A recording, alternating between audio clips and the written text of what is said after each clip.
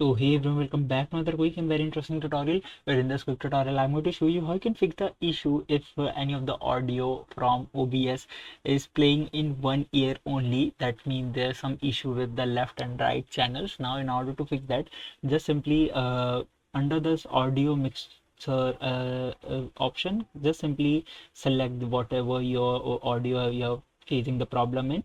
Now click on the three dots right there, and here you'll see this option of properties. Click on properties, or you can just simply go to this option of advanced audio properties as well.